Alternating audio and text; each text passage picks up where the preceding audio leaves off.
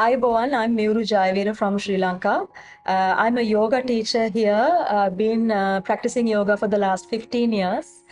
I took a visit to Goa, India this September. And I was expecting that it would be a regular yoga retreat, sort of, or a yoga ashram. So I was expecting pranayam, I was expecting asana practice, meditation.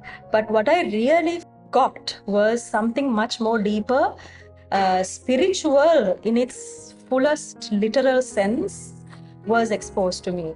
So I was taught about the energies that are with us throughout our lifetimes and how to cleanse our aura and how to be more enhanced in our aura with only positive spirits around us and to remove or detoxify ourselves from negative energy. And the methods to do this, I was more connected to divinity. Lord Shiva had been my guide throughout my yoga journey, and I was able to connect with Lord Shiva more. I personally, tangibly experienced positive outcomes. Right after I came to Sri Lanka, there were past trauma that I was dealing with.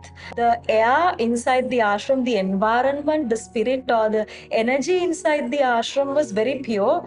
And even though it took me a while to get used to that kind of setting, I think whatever was around me was affecting my aura in a very positive way. It's actually the practice was mostly chanting and connecting to divinity and understanding what's going on around us, understanding our energy, understanding ancestral energies, understanding how to deal with them and how to remove negative energies from the aura. And they even showed me and the group that were there scientific findings, research findings. So it's very science backed, it's very science based ashram. It's one of a kind. I've never been to a place like this in my life, and I think any of us who are into the spiritual path, who are healers, who are teachers of yoga, must do a visit, because this is something that we don't even know and we don't even sometimes believe in.